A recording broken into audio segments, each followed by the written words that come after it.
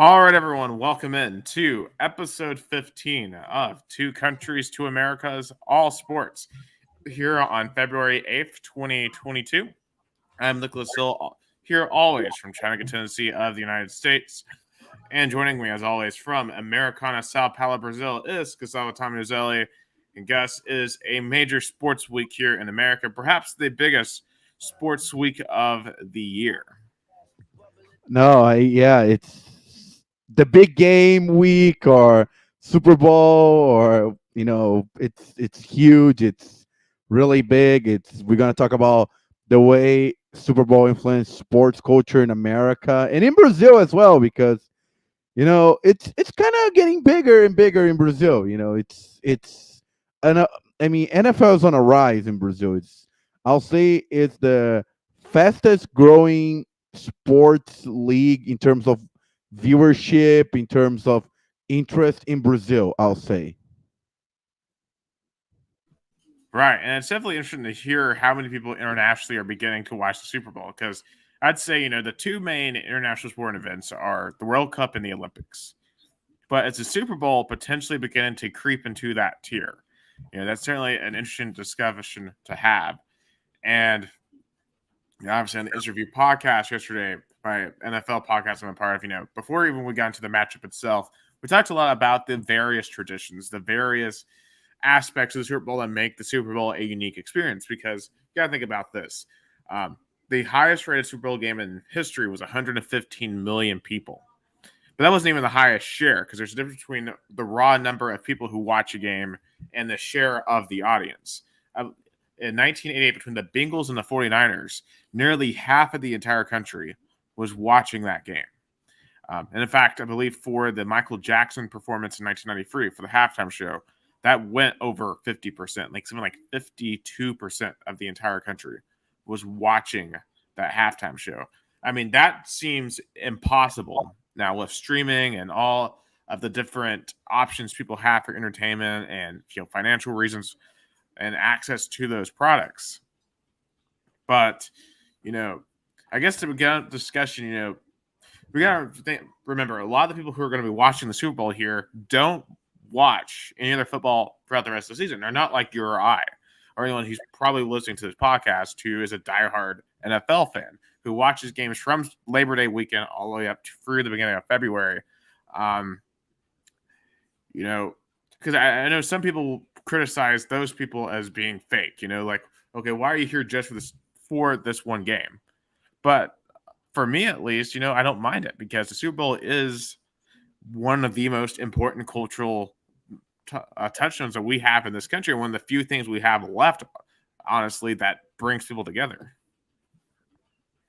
Yeah, I agree. And in the past, I was kind of mean to the people who only watch for the halftime show, but that was before I lived in US. That's when I started to watch NFL to grow interest in the league and the sport.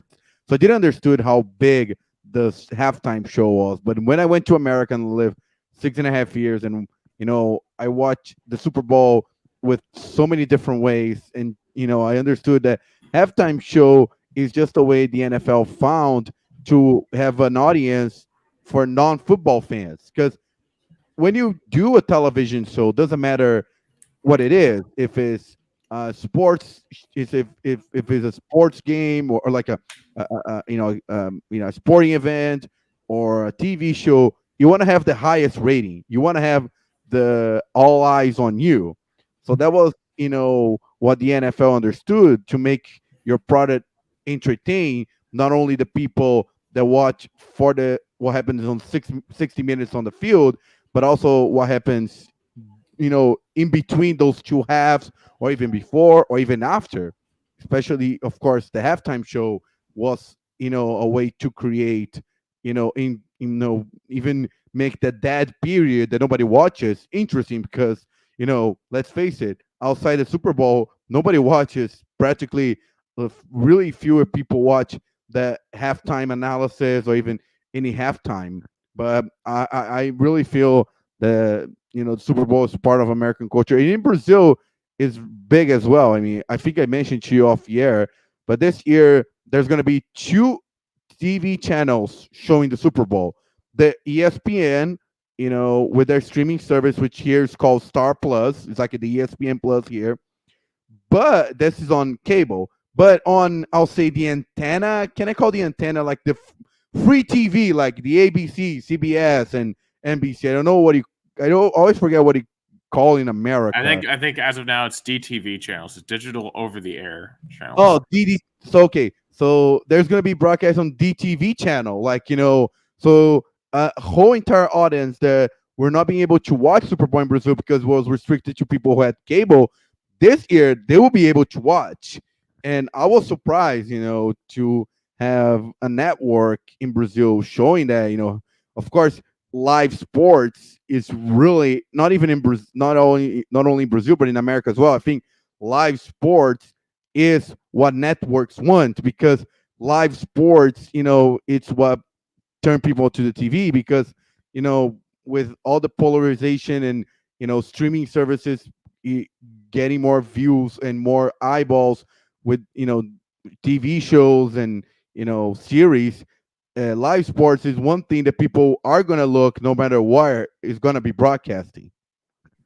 Yeah, I mean, it's the only reason why people still even have cable. I mean, that's why we have cable here at the house. It's because of live sports, and there's just no getting around that. So, and additionally, too, from the NFL's perspective, they're so keen right now on really expanding their international presence. There's a reason why they're flying out teams to London, to Mexico City, to try to build that brand, because they want the American football to get to a point where we got people in other countries playing it, because football is not viable in a lot of countries right now. But you get the Super Bowl out there, maybe that changes.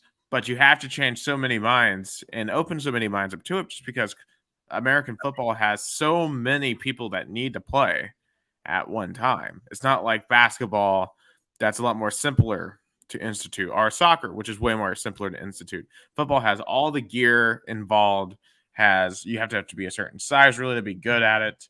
And but the Super Bowl, but you have to, so definitely can be the vehicle to provide awareness for these other markets that haven't really been exposed to American football. And let's be honest, it will take a long time in the best case scenario for American football to truly spread and we start seeing competitive players come from all parts of the globe.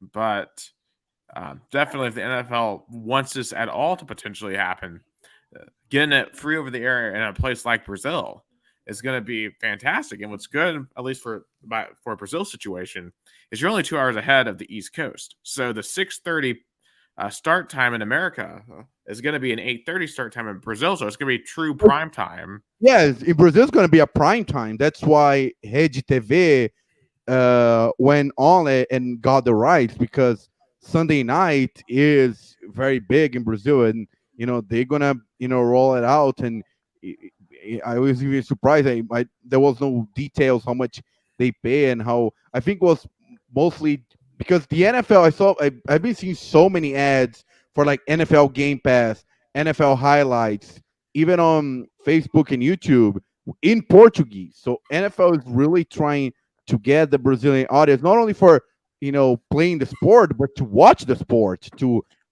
buy products, buy NFL Game Pass, to be more like a consumer compared to like a player. Right. And the part of why the NFL is doing that is that I think, in many respects, this is probably the biggest they're ever going to be. I mean, as much as I would love to think that NFL is just continue to grow and grow and grow, at some point you're going to run out of people to get. And to get 40, 50 million people to willingly watch your conference title games, that feels like that might be the maximum they're ever going to be able to get, at least in the United States. But that's why you got to press for those foreign markets. And they got to do this in a very strategic way, too. You don't want to suffer the same fate that like the NBA did, where they made a lot of people mad over their pursuit of the Chinese audience, for example. So it's I'll be very curious to see how they progress. Because what happened is the NFL is Mars. Like they're trying to export the game, not be dependent on. I think the NBA was so eager to export, was so, trying to try to go all in on the international market, especially the Asian market, that they forgot the domestic market. Because those NBA franchises, they are from the United States. They should have roots. It's like, I, I really feel that the NFL is doing more strategic compared to the NBA. Oh, I absolutely agree. And I think part of the issue too for the NBA is um, they've tied their identity to individual players. So, eh, and basically the way the league functions now with all these super teams is that if your team doesn't have the top players, you aren't going to be winning anything. There's no point. Like, it feels like that.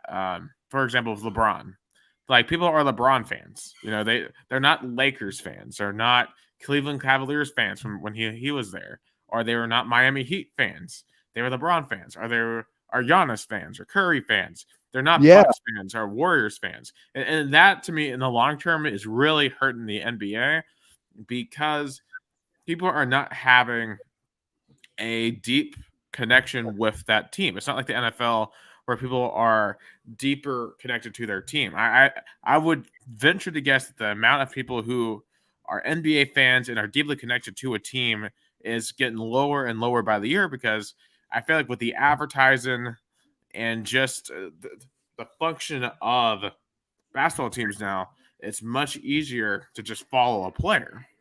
Like, obviously I'm noticing around here in Tennessee, more people are watching the Memphis Grizzlies. But how much of that is actually the Grizzlies and how much of that is just John Morant's, being an incredible player that's driving that surge? Like, if John Morant leaves at any time, are people still going to sit around and watch the Memphis Grizzlies? I don't believe so. Oh yeah, and I think the NFL, for example, is going to have two quarterbacks which are not, celebrities, I would say, or Well, at you least not know, yet. So Joe Burrow it will be a celebrity, and especially yeah, if he wins yeah. on Sunday. I mean, I would argue he probably already is one, but I think especially if he goes out there and balls on Sunday, I think he will be a celebrity, and I think he'll be like a Mahomes, Brady, Manning type celebrity.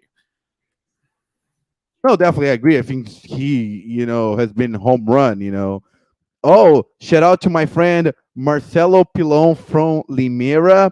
And in his opinion, the NFL is, NFL out of Tom Brady. I mean, compare like Tom Brady to, Tom Brady leaving the NFL is like when Joe Montana left the NFL, which is true. I mean, we talk about like celebrities, and so weird. Tom Brady is not going to be any more Super Bowls. I Oh, think that's so absolutely. weird. That's so weird. And thanks for watching Marcelo Pilon from Limeira. And in terms of the connection with the teams, and I feel like, of course, it's two franchises which the Bengals is in a small market, which is Cincinnati, and the Rams are from LA, but they're still trying to rebuild the connection because I mean, it was like 7 years ago they were in St. Louis. Yeah, so the Rams, they were initially in Los Angeles, right, for decades, but then in the 90s they decided to leave LA to go to St. Louis, and 2 decades later they decided to come back. And it's a really complicated situation where you got Rams fans all over the place because they were in California, then they went to Missouri, then they go back to California, and a lot of people hate the owner Stan Kroenke for. And what's crazy is Stan Kroenke is a Missouri native, so he really screwed over his own home state by taking the Rams away. And of course, they got the Chiefs, so at least Missouri still has a great NFL team to follow. But um, you still have a lot because LA is a what have you done for me lately crowd. Just look at USC football, for example. Their attendance this year was horrible because the team was horrible. Now, with Lincoln Riley, I think the USC Trojans will have a renaissance and the people are going to come back. But LA they want champions because they're used to the Lakers, they're used to the Dodgers. The Kings have won Stanley Cups. It's a you got to win titles, and this is why this game is so big for the Rams because winning a title means you're going to win fans in Los Angeles. It's not like Pittsburgh. It's not like Cincinnati. Those communities are going to support their teams no matter what because they don't have a million options in Pittsburgh and Cincinnati and Kansas City or even in a place like Nashville because those markets aren't Los Angeles. So the Rams need this one desperately. No, yeah, and they're hosting the Super Bowl. So Right. if they lose at home, I think they lost the greatest chance to develop this, you know, really iconic moment in their home turf, brand new stadium. So the ownership of the Rams are really, I think they are. I think the Rams are favorite because I mean they have the great one of the best duels, quarterback coach. I think Matthew Stafford and Sean McVay best duo. I think when he went all and did the trade, he knew what he was doing. He paid it off. So the favoritism that the Rams have not only makes the ownership excited, but also to be if they win, they have we win at home, we are true LA wins. But if they lose, they lost at home to Cincinnati. Well, here's the deal, too, about that. I mean, if you watch the NFC title game against the 49ers fans took over that stadium. The stadium was 70% red. So the Rams still have a long way to go to truly secure that home fan base. And that's why, go back to a previous point, they got to win this game. They got to find any way they can. And obviously, in terms of why they're favored by 4, to me, in addition to the offense, I think it's the potential mismatch of their defensive line versus the Bengals offensive line. But, we're going to get into that here in just a moment. So we kind of want to talk about like traditions, the halftime, stuff like that.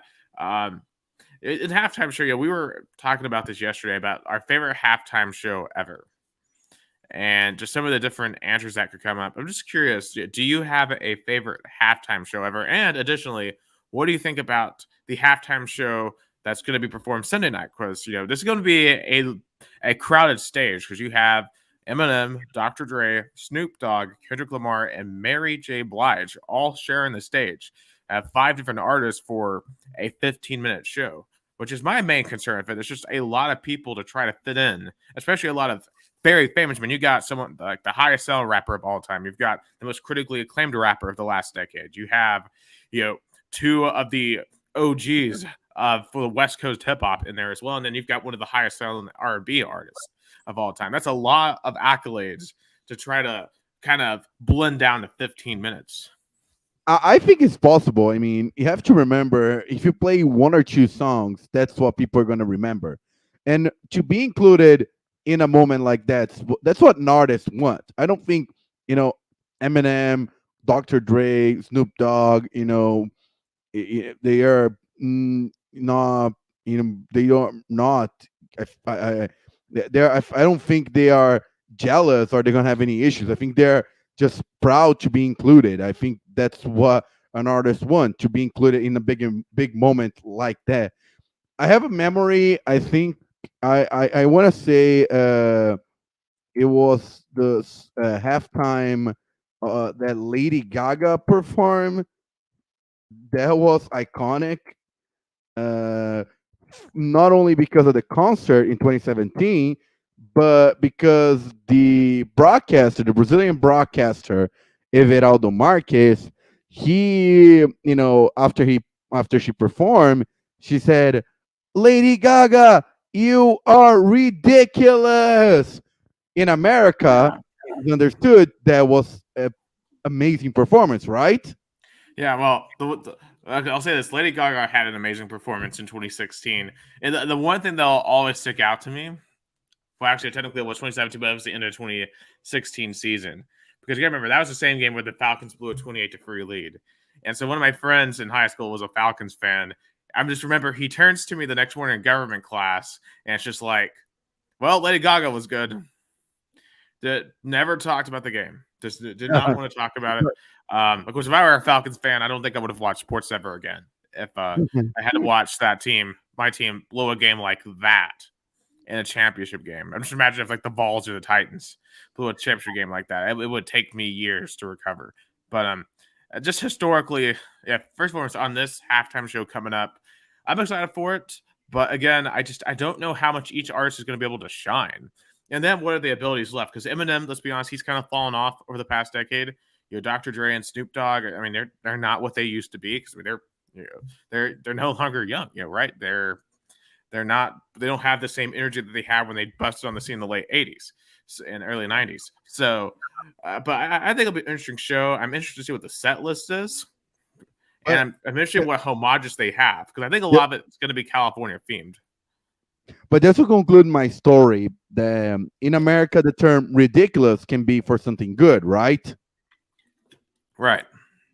But when if it although Marcus the broadcast said to Lady Gaga, "You are ridiculous," a lot of a lot of Brazilian Lady Gaga fans were watching, and they were mad. They wanted to cancel him. They wanted him like fired because they thought he was, saying that the show was bad and it was demeaning way.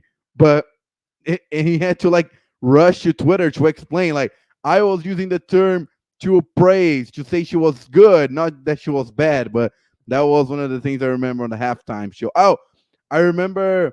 I think that was 2012. I would say the 2011-2012 season, the Patriots versus Giants 2. And I remember the halftime show went so long that Rob Gronkowski couldn't go back to the game because of an injury. I think he had to play. And I remember he's on a bike and exercising, and the halftime show went for so long that he wasn't as good as he was in the first half. Yeah, I definitely remember that as well. It's just a lot of really weird moments. Like I think about like Beyonce in 2012 at the Super Bowl. It was the 49ers and the Ravens. And that game was a blowout early on. And she went on and put on a very good performance. And then the lights went out in New Orleans right afterwards. And after the lights came back on, Colin Kaepernick almost led a Super Bowl comeback. Of course, it came up just short at the end, and the Ravens won. But just imagine if he had come back. Think about how different the discussion would have been about all of the social justice movements if he had won the Super Bowl. I mean, that would have been just unbelievable. He was really this close to being a Super Bowl champion. So and Jim Harbaugh also would have a better legacy because remember how he turned around the 49ers. Right. Although I think Jim Harbaugh has a great legacy. Like he's turned around the 49ers, didn't win the title. He's turned around Michigan, beat Ohio State finally, got to the playoffs, won the Big Ten. Michigan fans maybe not the most happy with him for flirting with the Vikings, but hey, at least he stayed, right? So we'll see what they're able to do up in Ann Arbor. But I think my favorite halftime show ever, probably 2006 Prince. And I feel like that's my answer every year. But Purple Rain, In the Rain. I think that's going to be extremely hard to beat. I mean, he was doing that with the Florida A&M band, the Marching 100, and it was absolutely just spectacular. I think about 93 Michael Jackson, as I mentioned earlier. That's an amazing performance. I thought last year's Weekend performance was really, really good. That was really, really good. I like the maze, the part that he went on the lights part. Right. And the way he was able to incorporate all of the different eras of his music was really good too, because Weeknd has gone through so many different stylistic changes throughout his career and still is. So it's great to see him have a moment like that. And I mean, there's a lot of other good ones. Like Bruno Mars was really good. Yeah, just off the top of my head. Bruce Springsteen, The Who. Those are all performances that stick out to me. Another aspect of the Super Bowl is the commercials, as you brought up earlier. And I'll be honest, I think the Super Bowl commercials over the past couple of years have kind of stunk. I feel like a lot of them have been kind of serious, kind of played on a lot of memes that are played out. And just overall, they aren't fresh and funny like they used to be. Like, I always like to watch the Super Bowl ads from like late 90s, early 2000s, especially the Super Bowl 2000 year, where a lot of companies that were in the tech boom era. I remember the pets.com ad. If you leave me now, you take yeah, Yeah. with the little dog. Yeah, my favorite ever, I think, is Betty White Snickers. Throughout, rest in peace, Betty White, because you remember she was like playing football right in the ad, and she's really cranky, and then she eats the Snickers, and then she turns into a guy like that. That one was hilarious. And I think about like, the M and M's. I'm sexy, and I know it from the LMFAO. Uh, that one to me also sticks out. I mean, there's so many good ones from back in the day, I but I mean, can't really think of any good ones for the past like 4 years. I like the Cheetos one with Mila Kunis and Aston Kutcher. I think that was nice. I don't remember that one because I know they started. Well, no, and that's Justin Timberlake. Never mind. Well, no, It, oh yeah, I know what you're talking about. It's the '70s show. Yeah, yeah, the 70 shows, the 70 yeah, shows couple, and they are like eating Cheetos, and she clearly ate it, and she was trying to disguise. I think it was funny because everybody knows you can tell somebody ate a Cheeto, but I think that was clever. Of course, one of the most memorable one was the Budweiser uh, halftime show in the 2002 Super Bowl. After 9/11. right. Um, and I'm just very curious to see how they approach this show. I just really hope that they bring some fun back to the commercials because I just feel like a lot of it's been really serious. And I feel like last year too, there was a lot of. I mean, just with everything that happened in 2020, I understand that companies feel like they have a social responsibility, but this is a Super Bowl. People want to be entertained. Let us be entertained. You don't have to bombard us with social issues. We've got 364 other days of the year to think about that. Um, that's just my opinion. Maybe that's being insensitive. That's just how I feel. I mean, I want to remember funny stuff from the Super Bowl, not yo. Hey, this is a tough time, America, but you know what? We're gonna get through it. Come buy a Chrysler. Like that doesn't want to make me buy a Chrysler.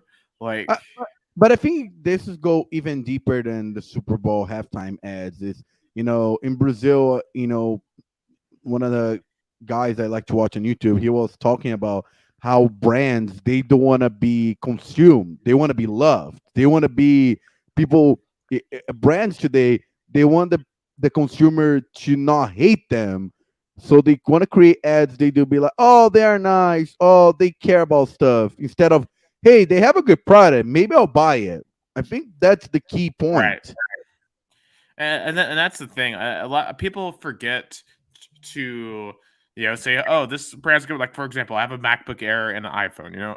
Apple products to me are really really good, but I don't sit around and worship Apple. I'm not just sit around and kiss Tim Cook's feet. Like it just that's not the way this should work. Like products are products. You either like the product or you don't. But don't mistake that for like worshiping the corporation because basically no corporation deserves to be worshipped at the end of the day. So it's just But it's not. and But it's not even about being worshipped. They are just don't want to be hated. They just don't want any backlash. They want the kind of oh that was nice, or oh they care about that issue.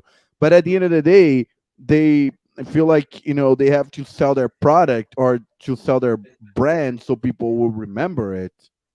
right. And I mean, at the end of the day, considering the conditions that a lot of these companies make their products in, a lot of sweatshops and all that, I don't think there's such a thing as being able to love Apple or love Amazon or the major companies. But at the end of the day, my main question is: are you efficient? Are you going to get me the product that I need? And is it going to work in the way that I thought I did? I mean, that's just the ultimate selfish consumer mindset. And I feel like most of the time the companies are missing the mark in that regard because they're worried about their self image when people really could care less. Like they use your product as an ends to a mean. Like I don't have the iPhone just for the sake it's an iPhone. Like the iPhone enables me to talk to other people, enables me to watch videos, enables me to listen to music. Like that's why we have the computers. I mean, if this like this MacBook, like I don't have it just to have it. Like I have it to do the show. I have it to be able to do other stuff. It just I don't know. It annoys me when companies go holier than thou and think they're more important than they actually are because you're not that important. or they can be you know feared. they're like, oh, hopefully, because at the end of the day, it's not cheap to buy airtime on the Super Bowl halftime, Oh yeah, period. $1.4 million, I believe, for every 30 Yeah. seconds. So, if you're buying, so it's, what do you say, like, so it's point 1.4 So million dollars, right? so for 60, if you want a full minute, that's like 2.8. If you want So 45, that's like 2.1. so it's $46,000 per second. Per second. Yeah. So you really have to make that count. You really, that's why that's why it's complicated, because since they have to make that count, they're like, oh, maybe if we get an ad that it will impact people on social issues or something that people will be touched, maybe they'll remember. I think, Right. of course, everybody remembers the Budweiser 9/11 one, but what that was fresh. That was still people's mind. I feel like, you know, commercial can be funny and impactful. I feel like, and people remember, Yeah. the Super Bowl. I mean, Pets.com went bankrupt, and people still remember their ad on the Super Bowl because it was funny. Right. It was crazy. The 46,000 per second. The average American income as of at least 2019, it was 31,133. And we know that's probably dropped because of COVID. So, yeah, they're spending more per second than the average person gets per year. Just goes to show you how truly out of touch these companies can be with the average person. But anyway, this probably went off the rails. This had nothing to do. This is just me ranting about corporations. But anyway, let's But go to food. Go ahead, but they are finish. part of the Super Bowl. I mean, Right. they ended up paying the bill so people can watch it, because they need, you know especially with the game being not on cable. But yeah, so it's fair. But food, it's what a day of the year Americans eat, right? Right. I believe it's the busiest day of the year for pizza orders, if I've heard that correctly. Outside of the second busiest day is the day before Thanksgiving. But this day is the Super Bowl is the busiest day for pizza, of course, for wings. It's a day when most chicken wings are consumed. And obviously drinks go along with that, and finger foods normally, chips and dips, stuff like that. Um, is there anything that you're gonna miss? Being in Brazil, that you're gonna miss from the American Super Bowl traditions? 'Cause I know we've talked about for other stuff, like especially like Thanksgiving, how they don't really celebrate down there in Brazil because obviously it's an American holiday. What are you gonna miss about the American Super Bowl tradition? I the wings, maybe, probably pizza. I mean, I can still get an American pizza. I mean, they have Pizza Hut in Americana, or even Domino's in Campinas, which is, not far. But I'll miss the finger food, of course, and the gathering around watching the game, because I don't know if I will be watching, because I'll be working during the Super Bowl. I'll be broadcasting, so I'll be showing a soccer game. But I'll try to catch on. Even maybe we'll try to get some Pizza Hut on, you know, to watch at least, hopefully, the halftime show in the second half. But Yeah, I'll definitely text you throughout the game and keep you informed of what's going on. I'll deeply appreciate it. I mean Yeah, it. I mean it. I yeah. mean it. I will appreciate that, and I'll even update through all my broadcast. Probably, I don't. I'll be by the end of the game will be starting, and I'll be finishing it. But still would like to be updated, because I don't know if any radio station would broadcast Super Bowl. Brazil's not that far yet. I mean, having two televisions, two TV station showings already kind of big step. But in terms of food, I feel like hot dogs also, it's very, I feel like Super Bowl kind of food. I have a lot of people like barbecuing. I feel like, even though it's still, I think it's the only day of the year that people do barbecue in the winter. Right. Yeah, barbecue definitely it doesn't really happen that much time of year because I associate that more with the summer, but people definitely will be barbecuing for the Super Bowl and I feel like there isn't a standard list. Everyone has their own Super Bowl traditions and their unique experiences. So, because I remember one time I watched the fourth quarter Super Bowl in a Waffle House. So, yeah, and that will always stand out to me. And that was the Eagles Patriots game. My Uh, definitely definitely my most memorable Super Bowl of all time was the Falcons Patriots, because I remember I was sitting Sunday morning with my brother and be like, "Where are we gonna watch? Are we gonna watch?" And then we'll be like, "Let's go to Atlanta. I mean, it's 3 hours away. We can drive, and you know, if the Falcons win, we're gonna celebrate in the city. You know, the city's gonna Right. be a party house, so we want to be there." And we found out the College Football Hall of Fame was gonna have a viewing party, so we drove down there. There was many good food on that viewing party, and when there was 28-3, or me and my brother were like, "Oh my, oh boy, should we book a hotel? Should we stay in the city?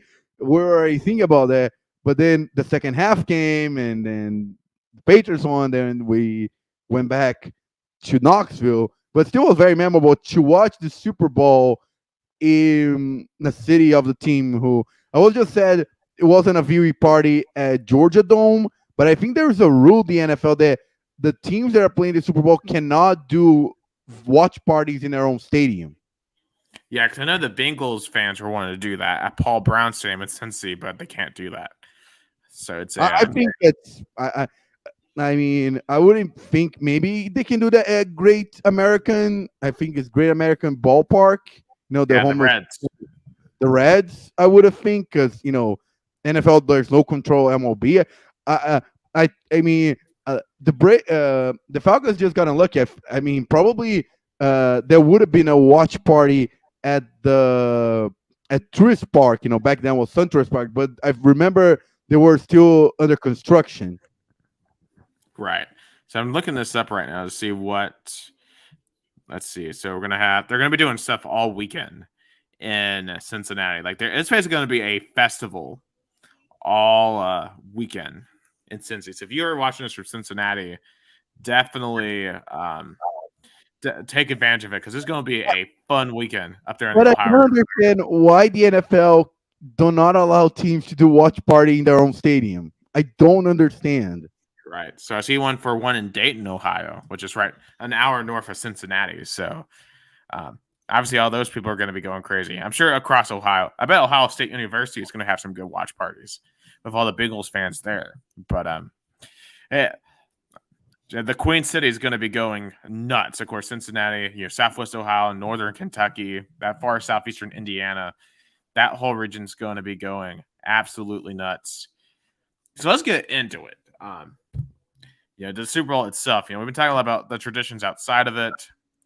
But let's get to the game. I mean, that's why we're here. That's what I care about the most. And this is a tale of two teams here because the Los Angeles Rams. It's not a shock to me that they're here. You look at all the moves they've made. They brought in Matthew Stafford off that trade with Jared Goff. They have so much talent on the offensive end. Cooper Kupp is the best receiver in the football right now. Odell Beckham's had a renaissance. That offensive line's really, really good. They have a nice stable of running backs. And then you look at the defense. They have just superstars. You have Aaron Donald, Jalen Ramsey, Von Miller, Eric Weddle. I mean, there's Leonard Floyd, just stars all over the field. Just one of the most talented units in the entire league. This is a team that I expected to be here. They represent the superpower that a team from Los Angeles should have. They are Hollywood.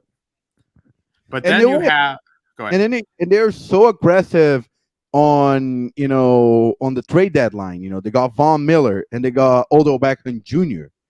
So the aggressiveness since January 2021 with trading Jared Goff, a quarterback that took the Rams to a Super Bowl, to Matthew Stafford, which at the time was people knew he was good, but he didn't deliver in Detroit. It paid off. All those trades, all the ingenuity that Sean McVay built, it paid off, because I think this season for Sean McVay, or make it or break it.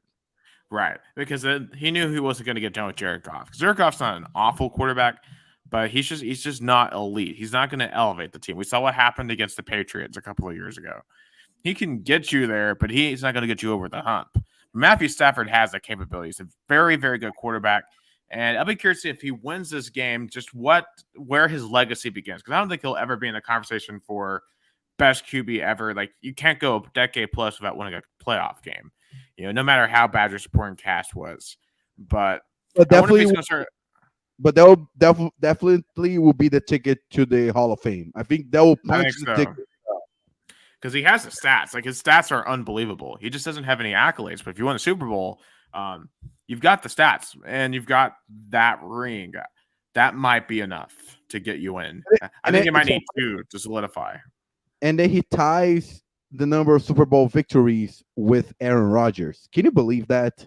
Right. I mean, that's just insane to think about. Just how much bad luck Aaron Rodgers has had. I mean, some of it's been self-inflicted. Kind of like this past loss to the 49ers to me was kind of self-inflicted. But I think the more interesting team here to me is the Cincinnati Bengals. I mean, this is a team no one saw coming this far. I mean, this team last year was 4-12. Zach Taylor heading into this year had won 6 games as a head coach. And the Bengals find a way to win the AFC North. The AFC North kind of collapsed on itself this year. The Ravens were very injured. The Steelers were old. The Browns fell apart. So I'm like, okay, the Bengals took advantage of a bad division. But they aren't going to do anything, right? I thought they were going to lose to Raiders first round. Okay, so they finally won the first playoff game in 33 years. All right, well, they're not going to come into Nashville beat the Titans. They beat the Titans because the Titans self-destructed through firing for 10 for 3 interceptions. Okay, well, all right, there's really no way the Cincinnati Bengals are going to go into Arrowhead Stadium and beat Patrick Mahomes and the Kansas City Chiefs. They come back from a 21-3 deficit and do that. So who am I to continue doubting the Cincinnati Bengals? Led by Joe Burrow. Now, Joe Burrow, we have familiarity with him. We covered him at LSU when we were covering Tennessee football in the SEC. Just spectacular for 60 touchdowns in that national title season. Last year, I thought played pretty well until he tore his ACL as a rookie. But I'm like, okay, he doesn't have that supporting cast yet. They don't have an offensive line. You decided to waste your draft pick on Jamar Chase. I think that was a bad decision. You went for flash instead of substance. But Jamar Chase turned out to be perhaps the best rookie wide receiver ever, has the best rookie season ever for a receiver. And the rest of the offense really complements him very well. I mean, Tyler Boyd is a great wide receiver too. T. Higgins is a great wide receiver free. But for those dudes who are dynamic, they can get a lot of short technical routes. Shout out to T. Higgins. I mean, I still can't believe I watched him play in high school in Oak Ridge, and now he's in the Super Bowl. It's so insane. And it still hurts he didn't come to Tennessee, but I don't blame him. He went to go play for an actual good college football program because Tennessee was not that at the time. But anyway, besides that, Joe Mixon, very good running back. CJ Uzomah, a great tight end. And then honestly, what's kind of shocked me for this postseason, the Bengals defense has been really good. Like they've been very opportunistic. They've caused a lot of turnovers. They've been bend but don't break. And they've given their team chances. And it feels like when you look at this game, it feels like youth versus experience, the teacher versus the apprentice. I mean, everyone on our podcast last night was really big on the Rams, including myself. I have the Rams winning this game 27-16. That's my. I'll say one thing the Bengals have with them that always plays a major factor in any sports, big game or final. They don't have the pressure to lose because the Bengals fans, they already all, if the team loses, they're not going to be disappointed and unhappy. They'll be, okay, you guys made it as further as you could get. I thought the Bengals really Super Bowl game was the Las Vegas Raiders because they had that, they haven't won a playoff game in 30 plus years and they won. So after that game, the Bengals fans were like, mission accomplished. Whatever you guys get are good enough. So I think the Bengals fans are enjoying this moment, and the Rams fans are more like putting pressure because it's a team that was built to win. Like, I'm wondering if this is going to be a similar dynamic to Braves Astros, because I remember when the Braves won the World Series, I was just elated with how crazy the season was, how bad the team was at times. The fact that the Braves had somehow managed to rally and find themselves in the World Series was like, okay, you're going up against a great Astros team. If you lose, you lose. I'm still proud of the team. I feel like the Bengals are in the same position. One difference, though, the Braves had the 3-1 collapse in the NLCS versus the Dodgers. The Right. Bengals, you have to remember, in 2020, they were in the bottom of their division. In 2019, they were the worst team in the NFL. So, the fans were not expecting, Braves fans, they were expecting the team to be back to the playoffs. They just changed the expectation because of injuries. The Bengals fans 2 years ago were, hopeless. They were in the bottom of the league, and now they're in the Super Bowl. That's why they were expect the team to make it that far. They were they were thinking more like the Cleveland Browns of 2020. Oh, they won a big playoff game. Like compare, like say the Browns went to Pittsburgh and defeated the mighty Steelers. So that was their big game. So the Bengals won a home playoff game versus the Raiders. That was their big game. But they went further. So that was the thing. Like they have nothing to lose. Of course, I think the Rams still have a better roster, but that's not necessarily the fact that the pressure is all on the Rams. And I think that even more so it makes Joe Burrow even more stronger because if he's good playing with all the pressure on LSU, going to Alabama and defeating the Clemson time at Tuscaloosa, putting up magical performance at a national title versus Clemson.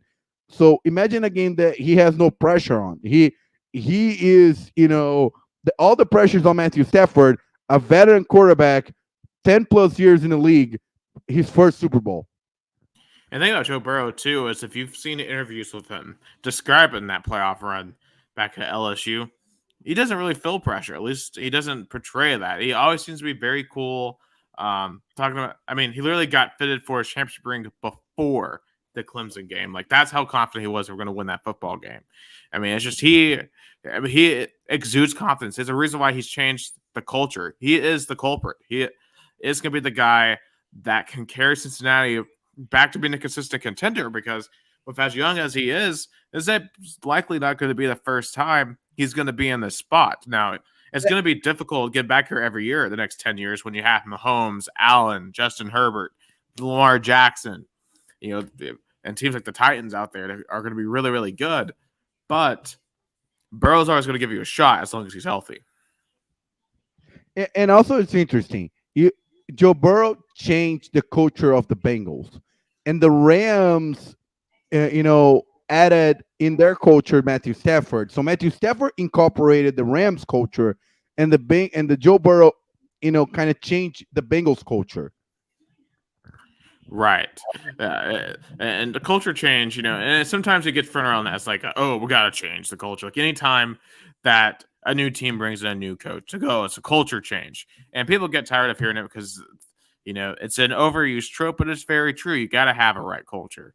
And you can see when a team has a good culture change and when a team doesn't. Like, let's compare like Tennessee and Texas from last year. Tennessee, 7-6, not the best season ever, but you could tell the culture was changed. The team was playing hard every single game, every minute of the game, and was very fun to watch because of that. Compare them to someone like Texas. Texas also had a first-year coach, but that team by the end of the year had quit. They were not playing hard. I mean, just look at the game against Kansas. They let them score nearly 50 points in the first half of that game. And that's effort, especially a team like Kansas that doesn't have the talent. Half the talent that Texas has. Kind of to bring back to NFL, there is a massive element of desire, culture. I think one team that had a horrible culture this year was the Giants. You can tell that team did not want to be there by December. I mean, a team that's running quarterback sneaks on 3rd and 9. It's not a team that's trying to win. So, but the Bengals, they're aggressive. They're always trying to find wins. They have supreme confidence in their kicker, Evan McPherson. That's the type of attitude you got to have to win a championship. And the Bengals definitely have it. But my concern with the Bengals in this game is I think they still have those glaring deficiencies that we knew they had going into the season that could overwhelm them. And think about this. The offensive line let up 9 sacks against the Titans 3 weeks ago. They did improve and only let up 1 sack against the Chiefs. But to me, I'm more concerned that was more about the Chiefs not having a great pass rush versus the Titans. And the Rams are going to be more like the Titans than the Chiefs. When you have Aaron Donald and Von Miller and Leonard Floyd breathing down your neck all game, the Bengals are going to have to account for that. I think they're going to have to run a lot of counter runs. You're going to have to run a lot of short passes, some wide receiver screens to really try to ward off the pass rush some, because the middle of that offensive line is going to get cooked, I feel like, throughout the majority of this game. And it's going to put Joe Burrow, I think, in some rough situations. But I do think he is cool-headed enough to perhaps overcome all of that, like he did in Nashville against Tennessee, like he has done at other times throughout the year. I mean, it's going to be his third straight road NFL playoff game, because even though it's a neutral site, the game is in LA. So the Rams are going to be the home team. So Joe Burrow, imagine this. He's going to win back to back to back NFL playoff road NFL playoff games if he wins the Super Bowl. Right. I could definitely see that happening. I don't know if he's going to be able to win multiple back-to-back-to-back. I think with all the great quarterbacks coming up at the same time in the AFC, it's all going to, I think, limit the amount of titles they're each going to potentially have.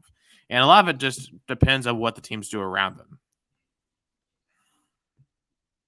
Oh, yeah, I agree. And my prediction, I think the Bengals upset. I think it's going to be 20-16 Bengals. Wow.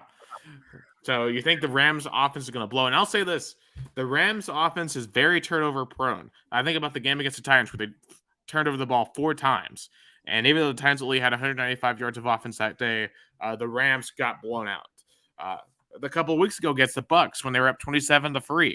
The reason why the Bucs got back into the game was 4 fumbles. The Rams have turnover issues, and Matthew Stafford has been a turnover-prone quarterback throughout his career. I think the number one goal in this game for Los Angeles, if you can avoid turnovers, I think you will win. But if you turn over the ball, give Joe Burrow extra possessions, give Evan McPherson 3 points, that's going to add up. And you could be in a similar position as the Titans and the Chiefs. So don't do that. But I do think Matthew Stafford will play a really good game here. I think Odell and Cooper Kupp should have good games. And I think the Bengals offensive line is not going to play well against the Rams D-line, and that's the difference in this game to me. Give me the Rams 27-16. But you are the only person who's picked the Bengals, at least in my show. So we'll see. Then again, you're the one who did pick the Bucs last year from August. So that was the clutchiest prediction of all time. I picked the 2 teams that went to the Super Bowl, and I picked the winner in before the season started. I still mad at myself for not betting. Imagine how much money would I made. Yeah, for the futures, like you could have made a nice killing. And definitely, from a sports betting, there's all kinds of random bets. I don't know what the over-under is for the national anthem. I don't know who's even singing the national anthem. But people love to do that. Apparently, the over has hit 11 straight years. So, I don't know. If you want to be gutsy, bet the under for the national anthem. For the length of it? Yeah.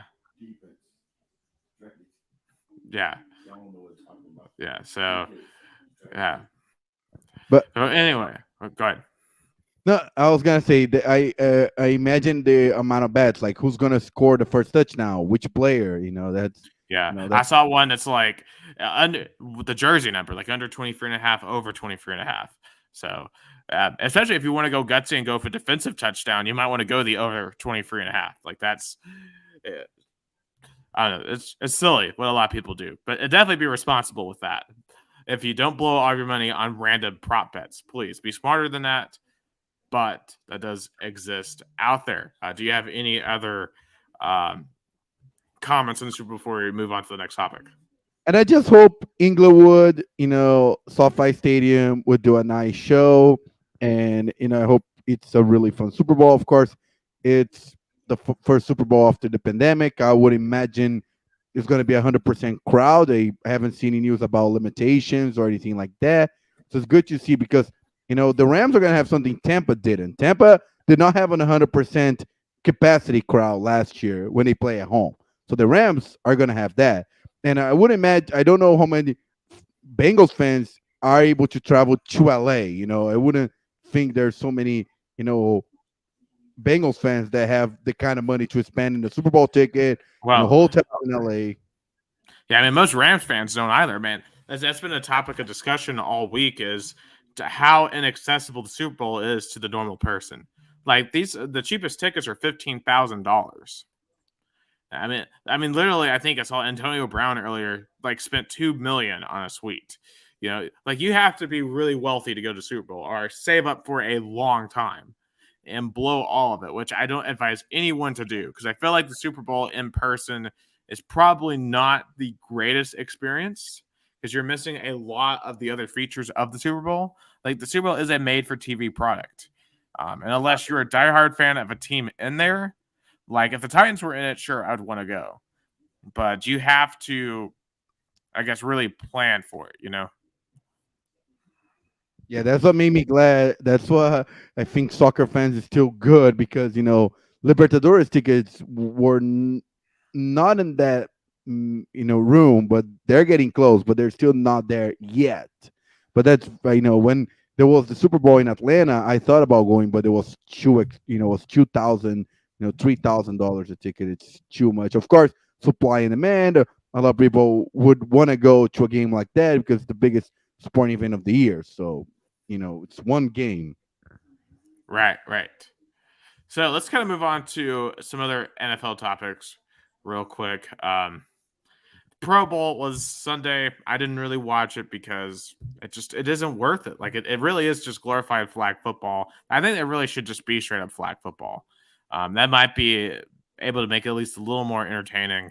And perhaps the most consequential situation coming out of Las Vegas this weekend was Alvin Kamara. He got arrested on a charge of battery. Uh, and the story here is really crazy because there are some multiple different stories that are out. Obviously the victim has his story, the Kamara has his own story, and people are inclined to believe who they want to believe based off of previous biases. So essentially, what occurred? I'm reading here from the ESPN report. Video surveillance shows New Orleans Saints running back Alvin Kamara was punching a man approximately 8 times before Kamara's associates proceeded to stomp on him several more times on the ground in the Las Vegas casino Saturday morning. According to the police report from the Las Vegas Metropolitan Police Department, he was later taken into custody after the Pro Bowl on Sunday evening. This man was knocked unconscious and sustained an orbital fracture to his right eye, among other injuries. Apparently, the video surveillance matched the victim's account. The man said he started a conversation with one member of the group of people while waiting on an elevator as he was leaving the Cromwell Casino at Dre's After Dark Club on South Las Vegas Boulevard at 6:30 a.m. local time. When the elevator doors opened, the man started to walk towards the elevator along with the Rod's party. But Kamara put his hand on the victim's chest to stop him. The man said he then pushed Kamara's hand off his chest, and Kamara pushed back hard, enough to cause the man to stumble back. Afterward, the man recalled being hit and kicked by multiple people and losing consciousness. According to video surveillance, the man was speaking to a woman before the events occurred as he described, and essentially it sounds like what happened, at least from the victim's perspective, is that he was trying to get on the elevator. Kamara didn't want him to get onto the elevator, and that caused the attack to happen. Now, Kamara has, of course, a different story. So Kamara told the police that he was with his girlfriend, his assistant, and a couple of friends. Kamara said that the man called one of his friends ugly while they were waiting for the elevator, and then later said, "I'll whip your ass too." Kamara said that he saw a fight break out next to him and saw the man get punched. When asked why he punched the man, Kamara indicated that he thought the man was running away and had done something to his group. So he chased him and punched him several times. So in terms of what should happen here, I think it's too early to speculate. The NFL obviously is investigating the matter. They're waiting to see what happens with the legal situation here. It's tricky, right? Because every one of these situations is unique. I don't know if the video has come out yet for the public to see. Because we've had that in previous cases, like with Ray Rice, for example. So until I see that, until I see what the court of law does, I personally feel uncomfortable saying what I think should happen, just because it's a tricky situation because there's 2 courts of public opinion, right? What should happen in the legal court and what should happen in terms of Alvin Kamara's career. Because obviously we might be a little biased when it comes to Alvin Kamara because we're covered the Vols. I watched Alvin Kamara's entire career at Tennessee, and I've always rooted for Kamara. So this is certainly it's a disconcerting report to see for sure because I never really heard of Kamara get into any issues at least since he came to Tennessee and started in the NFL. Just what is your take on this entire situation? That's what happens when you put the Pro Bowl in Las Vegas. Crazy thing happens. I mean, really, the NFL in Las Vegas in general has just been nuts. I mean, just look at the Raiders last year. I mean, they had like 4 different people go down for DUIs, including one that murdered someone, basically. Yeah, but in terms of the Pro Bowl, it's tricky because all the other leagues, NHL, MLB, and the NBA, do their all-star games in the middle of the season, which makes sense because when you have the middle of the season on leagues that have so many games, it's kind of good break. It's where you still don't have. It's a good time because the league, the it's the moment that people are still not interested, so you have something different to talk. But the NFL is tricky because now you have 18 weeks, so you can have a bye week for all teams and have a Pro Bowl in the middle of it because no coach wants their player to play a game that don't count for anything in the middle of the season, and they might be hurt. Would be a nightmare for any coach. So I don't think the NFL is going to do any Pro Bowl in the middle of the season. But of course, when you have a game that don't matter as much a week before Super Bowl, people are not going to care because they're saving all the energy for the Super Bowl. My idea, which surfaced on the internet, not my idea, but an idea that surfaced on the internet that I think is a really good idea, is to have what I call the Tank Bowl, the number 32 versus number 31 team competing for the top pick in the draft.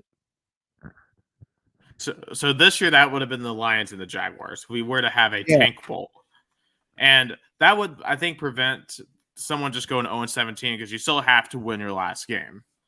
And you don't want to have to play an additional game and potentially incur any important injuries. Like if you're the Lions, you don't want Amon-Ra St. Brown getting hurt in a game like that, So it would be much more fascinating, I think, to see that.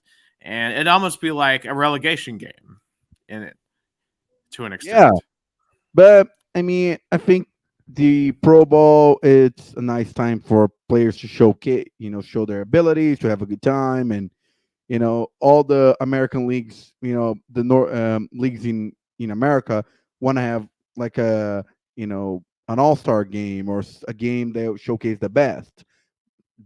That's the way the NFL found out to be. I think there's no other solution, say, because again, no coach, no owner will want to have a Pro Bowl in the middle of the season. I just wouldn't see that happening, compared to like MLB, NBA, and the NHL.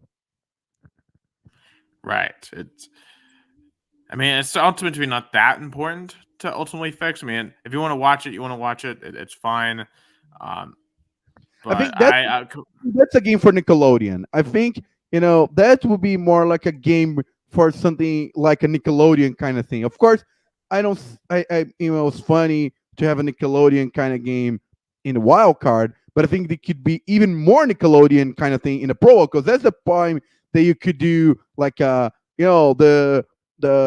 best player would get lime kind of instead of Gatorade they put on a lime, something like that. Right. I think the Pro Bowl would be a perfect pick for a Nickelodeon kind of game. I saw someone actually suggest that, and how basically this could be you use the Pro Bowl as a way to get kids more interested about NFL because that's the whole point of putting the NFL wildcard game on Nickelodeon is to help increase the audience to children. And if you have the Pro Bowl, you can use that to really introduce these kids to all these different superstars. Like you can have them, get to know like a Russell Wilson or get them to know like a Justin Herbert, maybe someone that they have never heard of before.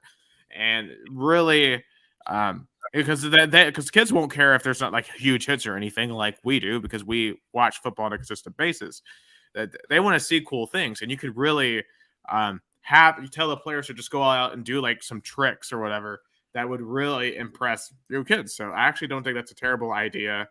That way, so it makes the Pro Bowl an event as such that we really don't have any reason to critique it ever because it's not for us. It'd be for the kids and for the NFL. That's solidifying your next generation. So that's not bad. Not a terrible idea. I think the NFL should consider that and make it a flag football game.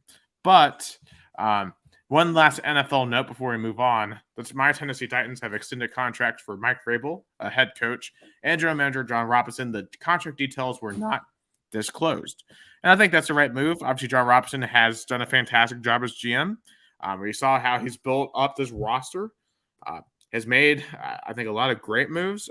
His only real blunders have been some draft picks that didn't work. But let's be honest, every general manager is going to have draft picks that don't work because it is a look of the draw. Wilson?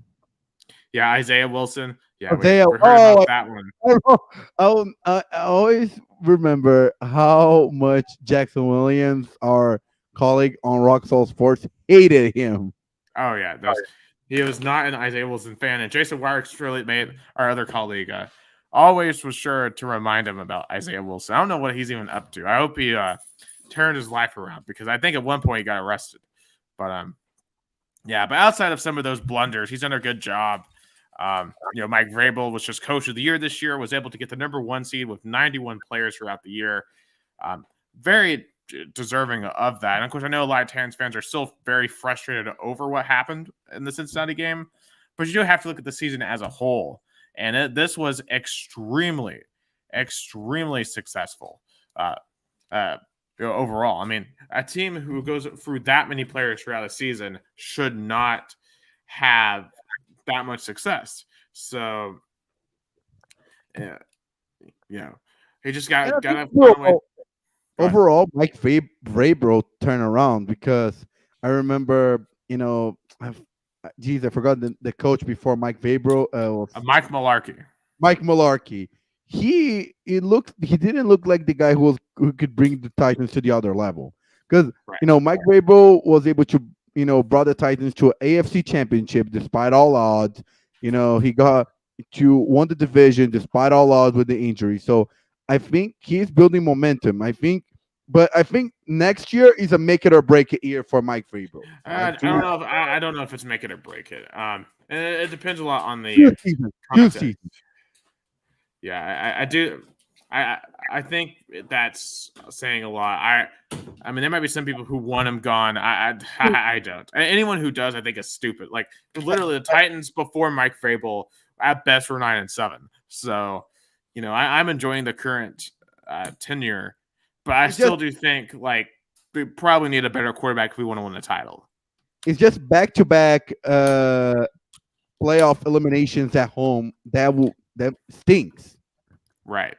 But, I mean, we're going to be quick to forget him winning 2 straight road playoff games. It's just sometimes you lose. I mean, the playoffs are against good teams. So I don't know what to tell you. But he's proven he can win in the playoffs.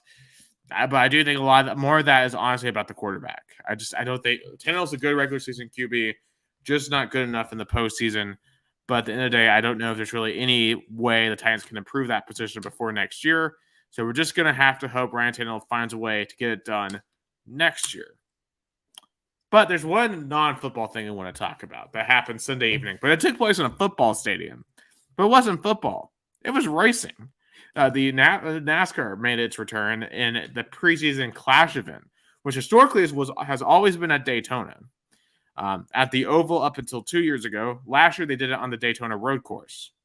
But they took it out of Daytona this year and flew it across the country to the Los Angeles Memorial Coliseum, where they raced on a quarter-mile short track, the shortest short track that NASCAR has raced on since 1971, when they raced at a track like Bowman Gray Stadium in Winston-Salem, North Carolina.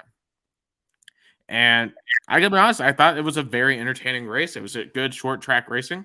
You saw a lot of beating and banging, like you would normally see at a short track racing.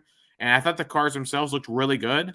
I thought they sounded really good. There were some mechanical issues throughout the race, but overall, it seemed like the crowd was having a great time. We had performances from Pitbull and Ice Cube throughout the race, which was really interesting.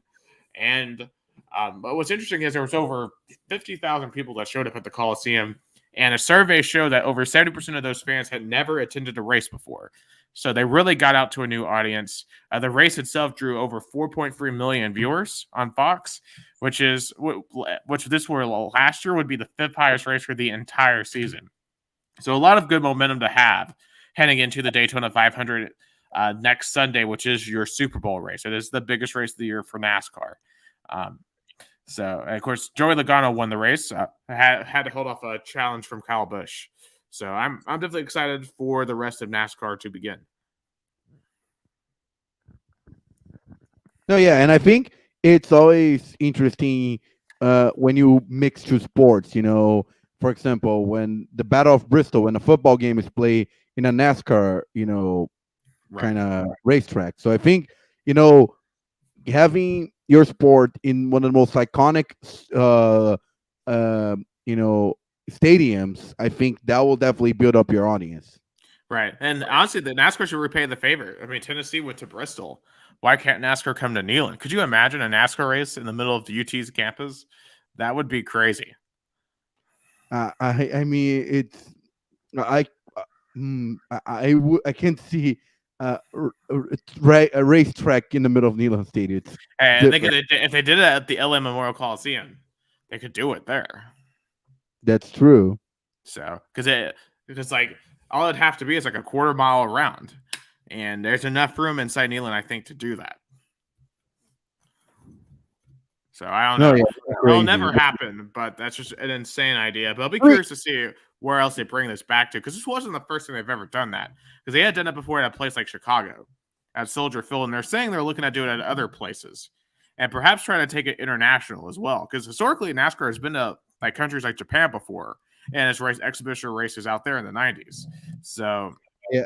Unfortunately, I don't see Brazil having a racetrack to accommodate NASCAR, because even the kind of the NASCAR kind of the called stock car here, the Brazilian NASCAR is raced kind of like a Formula One racetrack, not in a round circuit. I mean, they could do a road course though. Like one thing I would love to see at some point for NASCAR is a street circuit. I really want to see a street circuit. I would love for another Sao Paulo street race here, like happened in Indy car race back in 2010, 11, 12. That was because the rumor has been for a while that they were looking at doing a street race in Chicago, because they tested one out in iRacing last year. So Sao Paulo, why not? Why not do a NASCAR street race in Sao Paulo? I would. I mean, I think IMB would be a great place again if they accommodate Indy car race. Hopefully it will rain, because the Indy car had to deal with rain, and I think NASCAR would be more complicated. But Sao Paulo fans would love to have NASCAR here. I mean, Indy car race was a success in terms of the crowd, and Formula One. It's it's huge, in stock car people. There's a really famous driver, so hopefully one day it will come to Brazil, and hopefully, I won't ever say that there was a Brazilian driver who drove in NASCAR, but I think it wasn't the main. It was, I think, the Xfinity race. I do also want to say, before we head over to the Brazilian topics, number one Auburn is down 3 at Arkansas with 28 seconds left in overtime. Ooh. So number one might be about ready to go down in Fayetteville. But that's all I have for the American section. Now let's send it over to the Brazilian section. Oh, and today was a joyful day for Palmeiras fans, as Palmeiras defeated Al Ahly from Egypt 2-0 in the FIFA Club World Cup semifinals in United Arab Emirates in Abu Dhabi. 2-0. Palmeiras played solid. It played very much the Abel Ferreira style, kind of putting pressure on offense, but being solid on defense. Rafael Veiga and Dudu were the goal scorers, and Palmeiras was solid. And it was surprising the most, because the semifinal is the most tense game, because it's the game that the South American team had the most responsibility on, because they are always been the favorites compared to the CONCACAF. This year was a team from Egypt. The Al Ali defeated Monterrey from Mexico 1-0 in the quarterfinals. So that was kind of a little bit of an upset. So the you know Palmeiras last year were upset by Tigres from Mexico. So there was a lot of kind of tense, kind of a lot of build up pressure of Palmeiras, but they took off. They play really well. 2-0. They're in the FIFA Club World Cup final on Saturday. I believe in America should be at 3:30 p.m. Eastern time because it's going to be on 1:30 Brazilian time. No, 11:30 a.m. America time. 11:30 a.m. on Saturday. Chelsea should defeat Al Hilal. It should be an easy game for Chelsea. I don't see why not. I mean, they don't. Thomas Tuchel, their head coach, is not going to be available due to COVID, but I don't see why they wouldn't be able to take care of business. I mean, if they were upset, it would be the first time ever an European team would be out of the FIFA Club World Cup final, but I don't see that happening. But I think Palmeiras is ready. I think Palmeiras is going to play a hard-fought game versus Chelsea.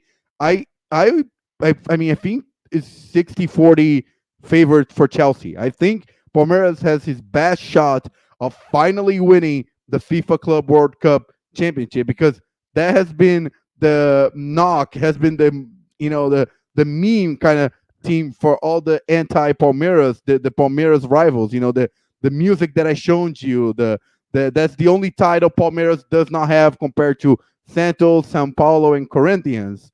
So, but I think Palmeiras is a legitimate shot to win. There's a solid team.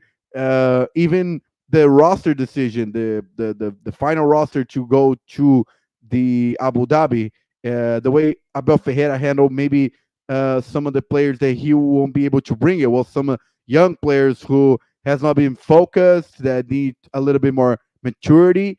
And I don't think he's going to stay. If he wins versus Chelsea on Saturday, he is not going to stay as much in Palmeiras anymore. I think, and if Jorge Jesus from Flamengo were able to go back to coach Benfica in Portugal only by winning one Libertadores and one Brazilian championship. Abel Ferreira has won two Libertadores, one Brazilian Cup.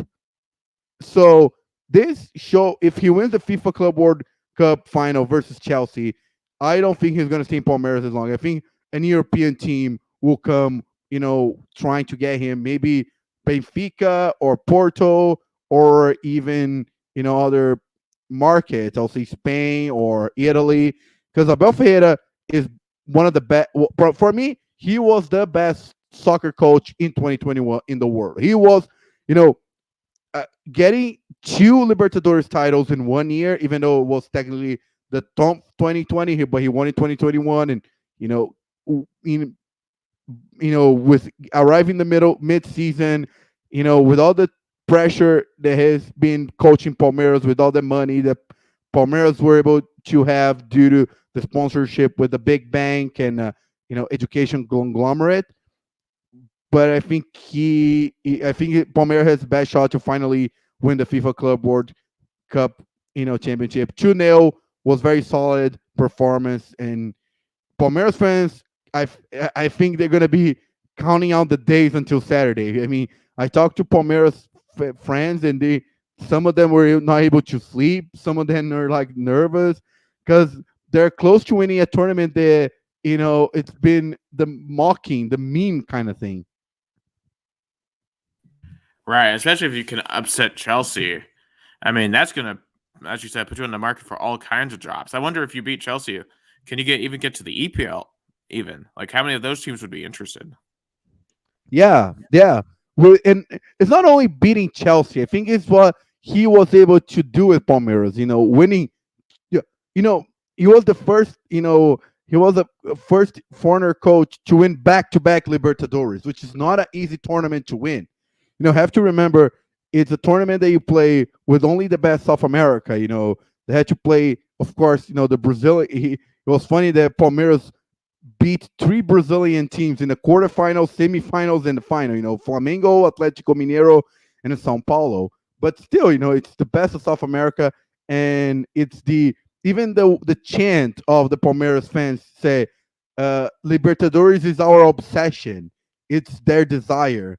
And winning the FIFA Club, will put Abel Ferreira in definitely the best soccer coach Palmeiras ever had. I think he'll put in this category because no other Palmeiras coach were able to do something like that. Filipao, Filipao, give an example. He was very successful in Palmeiras, winning the Libertadores 1999, runner up in the FIFA, in the, it was back then, was not even with FIFA, but was the World Cup for clubs 1999, losing to Man United.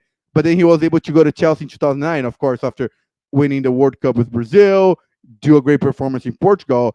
I can see something like that happen to Abel Ferreira, who is from Portugal.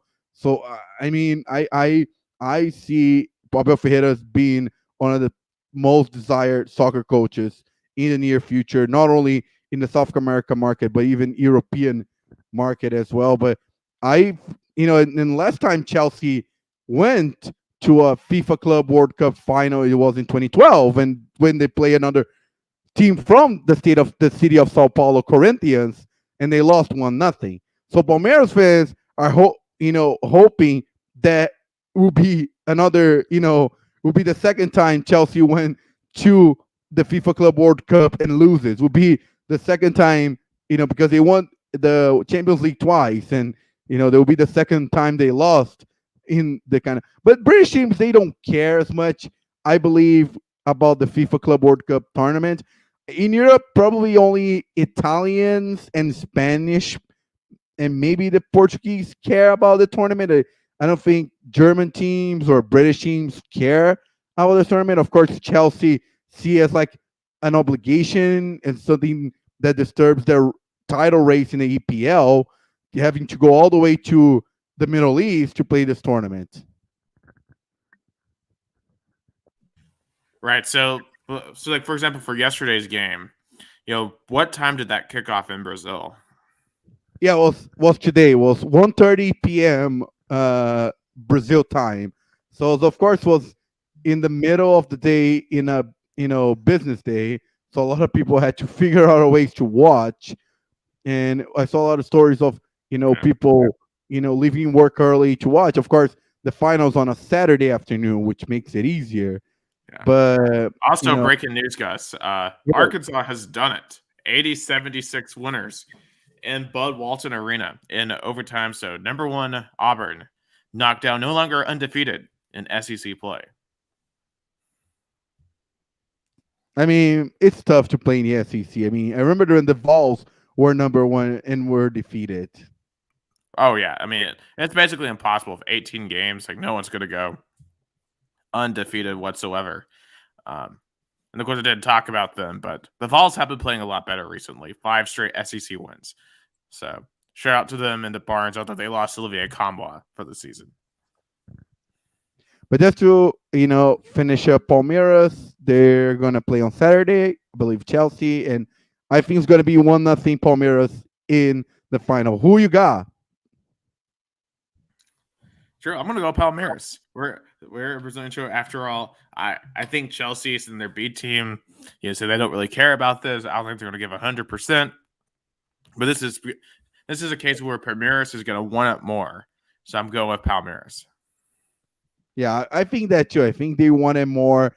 Their sour taste of losing the semifinals last year and losing to an EPL team 1-0 when a goalkeeper blunder, mistake. So they have that chance, and they it's. But all the other rivals of Palmeiras are like, please Chelsea, win this game, because if Chelsea loses, that will be the end of the longest meme song ever in Brazilian soccer. So all the Palmeiras rivals like, Chelsea, play for us, play for our jokes, play for our rivalry. So oh yeah, for sure. Gotta end the memes however you can end them. Just ask your fans. Yeah. And switch to Corinthians, which had a busy week, but not for good reasons. They lost their first rivalry game of Paulistão versus Santos 2-1 in their home stadium. And by the shock of no one, head coach Silvinho was fired after only 3 games of the season with one tie, one loss, and one win.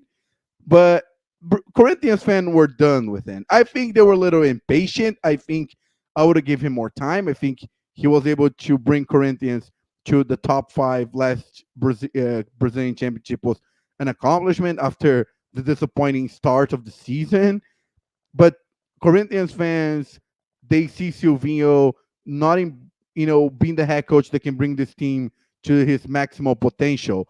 Because when Silvinho was hired, Corinthians roster were a lot of young players and a lot of old players that were not as good as they were before. But then mid-season, Corinthians acquired so many old talent, players that have really good, really solid talent, Renato Augusto, Roger Guedes, William, Juliano, Paulinho now. So when you have 5 players like that and your team is not playing well, of course the fans are going to turn into the head coach. And it was so, and journalists that were at Corinthians Stadium said that when was announced that Silvinho was fired, Corinthians fans celebrated as like Corinthians won a title or Corinthians won a big game. There were like fireworks and celebration, and because Corinthians fans were just done with him. They did not want Silvinho anymore. I I for me it was like they're like, if you knew the fans were not happy with him, why would you just fire him after the end of last season? We'd be like, Silvinho, thanks for your work. You did a great job. You took Corinthians to the top five to Libertadores, but we don't see the team have growing potential. So we're gonna, part ways. I think it would have been more, and then Corinthians will have a preseason with a new head coach that, but not because now all the preseason was wasted. Because imagine do a preseason with one head coach and then after 3 games he's fired. So basically you have to restart your building your team again in the middle of the season, like when the season already is going.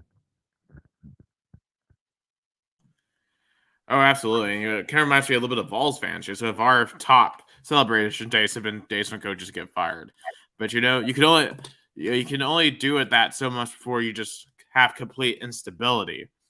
So hopefully for Corinthians, they go out and find a coach that helps turn them around.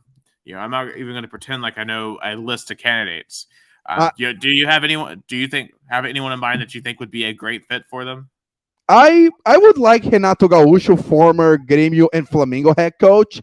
I think he's good with experienced players. He has, he is a winning mentality.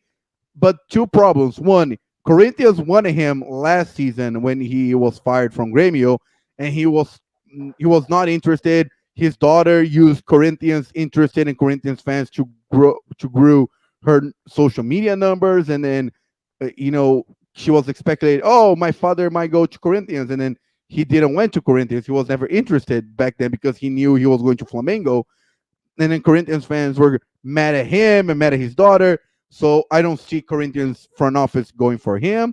Jorge Jesus, I think would be a more I think would be a choice that would make fans excited because he was very successful in Flamengo. He won all the big titles. He has a big reputation in Brazil.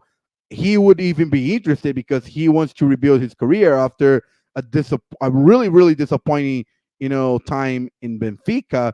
So I think he wanted to go back to a league that idolizes him. I think Brazilian soccer still sees Jorge Jesus with so much value.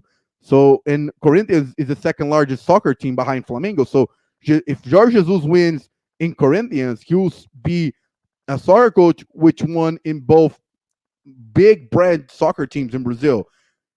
But the speculation right now is, I think, the former Fenerbahce head coach. I forgot his name actually, uh, uh, but he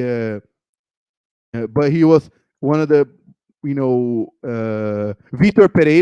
Pereira. He was uh, speculated uh, to be Corinthians head coach, but nothing official yet.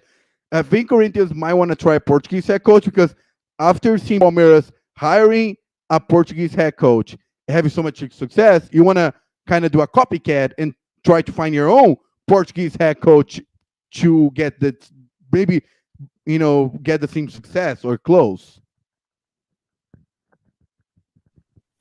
Right. And those are all just really, really interesting factors. And it sounds like that guy would be the best fit for that job. I'm sure there's other qualified candidates, and it'll be interesting how long that takes. And I know you're going to update us whenever they do hire their next coach. I thought they were gonna hire by today. Still nothing yet. All speculations.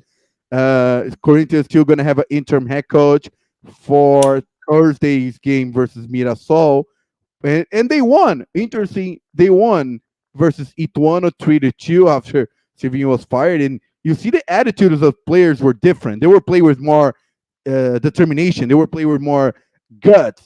It seems that the players were playing harder after Silvinho left. Maybe Silvinho was trying to be more like to be the coach that were kind of try to play his schemes in a way the players did not understand or feel like comfortable. I saw Corinthians players feeling more comfortable, trying, playing harder.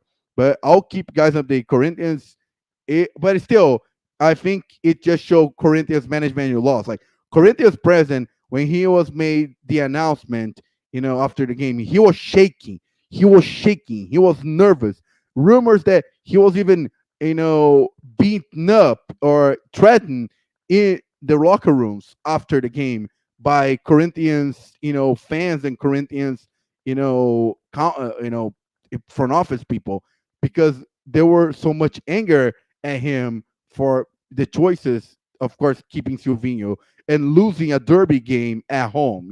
That make Corinthians fans over the edge. And last but not least, just quick updates in other state tournaments in Brazil. Uh, there was also a Rio Derby between Flamengo and Fluminense. Fluminense won 1-0, and it's been a really kind of a rock in Flamengo's shoes. In the last 9 games, Flamengo only won one game, and Flamengo has been the best team in South America, or has the best roster in the last 3 years. But Fluminense has defeated him year after year, and it was funny that Felipe Melo now plays for Fluminense, but last year he played for Palmeiras, and he was shouting at Flamengo players, "You are second place. You are my second place. You are my second place." Reminding them losing the Libertadores, to Palmeiras. So that was the moment that was. I saw more people showing the video about that moment than the actual goal or any highlight of the game. I mean, Vevey in a tournament of like that, any big time goal is going to get the viral attention it deserves. So, yeah, so congratulations to them for scoring that moment. It's always cool to see that. Yeah, no, and of course the fans. One sad thing was, racist remarks by Fluminense fans calling Gabigol monkey. I think it was deplorable. Sad to see that. I think, it's there's no place for that in Brazilian soccer, and hopefully will be some investigation about that. And it's hard to, of course, you can't control the fans, and I think it's hard for a soccer team to control all the fans' actions. And it's hard when you don't have a season ticket, so you don't know who to ban. But still, Fluminense is on a good track. I think they have a lot of experienced players. They have a lot of old players, but they have an experienced head coach. I think I think they can do. I think they can win the Rio tournament. I think their Flamengo is still with a new head coach, still trying to get used to the scheme. But I mean, I think it's going to be. It's still the beginning of the season, so it's not as exciting as it's probably going to be by April or May. State tournaments. I like them because I can. It's more local, and I like local sports. But definitely, it's not as exciting as probably when the Brazilian Championship starts. Oh, absolutely, absolutely. So, are you ready for some hot takes? You go first. All right. So I'm going to go first here, and it's going to be an NBA take. So there's been a lot of speculation this week that the Nets and the 76ers are planning on trading Ben Simmons and James Harden, which would be a very spicy trade. Now, Ben Simmons has not played all year. He's held out because he doesn't want to play for Philadelphia anymore. And if you remember back to last year, he flamed out spectacularly against the Atlanta Hawks. Everyone in Philadelphia doesn't like him basically because they don't think he was making the plays necessary to win games. On the other side, James Harden has notoriously come up short in the postseason too. Really was injured last year in the postseason and just was not able to help Kevin Durant in any phase. And that's why Kevin Durant ultimately and the Nets came up short, just because KD was having to do everything by himself. So both teams are looking for a trade, apparently.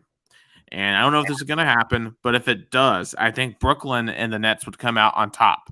Because here's the reason. Ben Simmons obviously is a terrible shooter. He can't shoot three-pointers. He's not that aggressive at the rim. But he's a great defender. And that's what the Nets need. Because you got KD. KD can shoot the lights out. But he's not that good of a defender, in my opinion. Ben Simmons is. Ben Simmons would be a great compliment to KD. And I think he would fit in that Nets roster really, really well. And James Harden, I don't think he's going to bring much of anything to the 76ers because you're just taking away a lot of their defensive capabilities. And James Harden, anyway, is such an inconsistent shooter. And with some of the new NBA rules, it's taken away a lot of his effectiveness as a player. So I think the Nets would absolutely win a Ben Simmons-James Harden trade. And I wouldn't be shocked if Ben Simmons helped the Nets win a championship just because he brings a defensive presence that team desperately needs. Because like today, for example, they got absolutely rocked. They were down 28-2 in the first quarter against the Boston Celtics. They lost, or they are losing. They lost 126-91 today. So it just things are not going well for the Nets. They need a move like this to rejuvenate them. No, definitely. I think the Nets came up so short, and because the Nets and the Phillies had the same, feeling, when the Nets lost because KD stepped over the 2-point shot line, because if they got a 3-point, they would have advanced versus Milwaukee, and I think they would have won the title. And Philadelphia had the same feeling when they, went down to Kawhi Leonard 3-point shot versus Toronto. So I think it would make sense to do a trade like that. I think the Nets need a young player who is hungry, who needs a change of scene. And Harden, he is old, and I think he will be a good mentor for Joel Embiid. Oh yeah, I think you make definitely some good points there. There's definitely benefits to both sides. I just think that Ben Simmons is a better player than James Harden. And we know Simmons himself is not the most clutch player, but I think he does enough good. To me, I think he's just he is basically kind of like Lonzo Ball, where like they do a lot of things great outside of shooting the ball. And of course, when it comes to the NBA, everyone thinks about can you score or not, but there's so much more to basketball than just being able to score. Do you do all the other things well? And Ben Simmons does a lot of those other things well. So I think it'd be a fantastic fit for the Brooklyn Nets. And also have to remember, Ben Simmons is not playing. So for Philadelphia, it will be an inactive player to an active player. So I think it makes sense. They say he is physically ready to go. And obviously we'll have to see too if Kyrie Irving will be willing to rejoin the team, because obviously the COVID mandates are starting to be lifted in a lot of places. So maybe he would be good to go. He was able to play in California. That was a surprise for me. Yeah. When the Nets went to play versus Golden State, I was surprised to see that. I think New York has got to. There's really no point. He's not going to change his mind, and if other states are going to let him play, you might as well let him play in New York, no matter how much you disagree with Kyrie Irving. Yeah, definitely. And for my hot take is kind of like picking back to what we spoke with Corinthians and other teams, are dealing with, their head coaches in Brazilian soccer being under scrutiny, being, under pressure. But firing head coaches in the beginning of the season, it will be just showing how lost management is. Like Corinthians management doesn't know what direction they want to go. They fire head coach after 3 games this season, so they're clearly lost. They clearly don't have a direction for the team. They only want to do things to please the fans, which you know is not a good recipe. But you have Sao Paulo also dealing with a lot of pressure with his head coach. Of course, Sao Paulo is even worse. They have not won a game yet in the Sao Paulo State tournament. One tie and 2 losses. Of course, going to be a lot of pressure for tomorrow's game. But even Fluminense, who were winning games, there were fans chanting against their head coach. Now, Flamengo fans are disappointed with the head coach. Well, the only fans were happy with their head coach is Palmeiras because they're in the final FIFA Club World Cup. And so, but I still, you have to give it time to the head coach. And especially, you had COVID issues for a lot of those teams. So they were able to have a full roster preseason to prepare their team. So I think firing head coaches in the beginning of the season is really is just show a lack of you know direction of front offices in Brazilian soccer, and I think you have to give it time to work. That's my hot take. Yeah, I mean that's just the case in any sport. You have to be able to let things work. I mean, you never really see this in American sports unless a coach gives you a reason to fire them early. Kind of like an Urban Meyer situation where he was just so out of control and he had lost the locker room so much. I mean, most coaches are going to get the full season. And I wouldn't say it was early. It was still mid to almost the end of the season. It was like Right. 3 games, like compared to what happened to Corinthians. Oh yeah, for sure.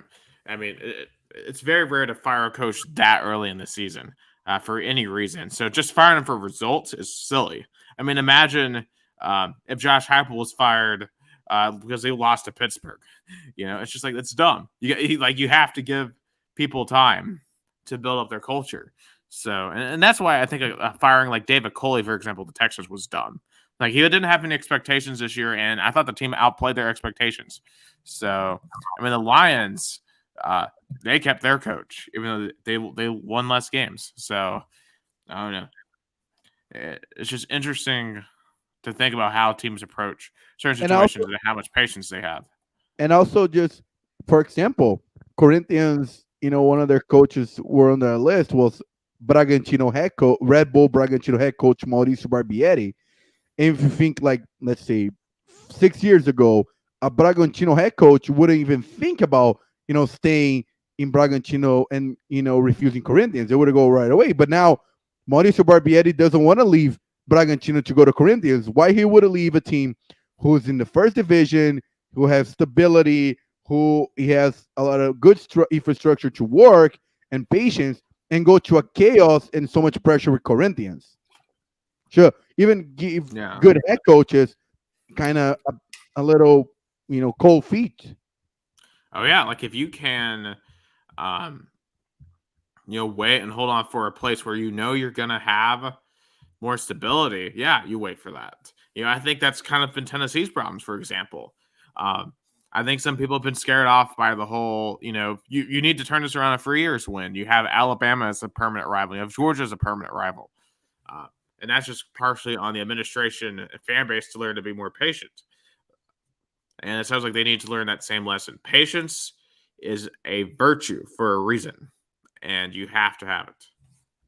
I agree, and Brazilian soccer becomes so, you know, there's so much lack of patience and so much agitation and so much, uh, you know, kind of this win now culture that makes even a team like Corinthians, which is the second largest team in Brazil, that has a really good roster now, not being a desirable place for head coaches. Oh yeah, yeah. I mean, and just any place where you're not welcome, that's not going to be a welcome place to work. That's for any career. If you're like, oh, why would I take a job if I'm just going to get fired Yeah. before I have a chance to do well? Oh yeah. But that's it for tonight's Two Countries, Two Americas, All Sports, episode 15. So thank you so much for listening to us. Gustavo Tomazeli down there, as always, in Americana, Sao Paulo, Brazil. I'm Nicholas Hill, live from Chattanooga, Tennessee of the United States. On our next episode, we're going to recap whoever won the Super Bowl, and we'll go from there because we'll be transitioning more over to basketball and all the other American sports. And, well, I guess we're always going to continue to talk about soccer when it comes to Brazilian sports. But until next time, take care and enjoy the Super Bowl Sunday. Have fun. Just like lava, heated like a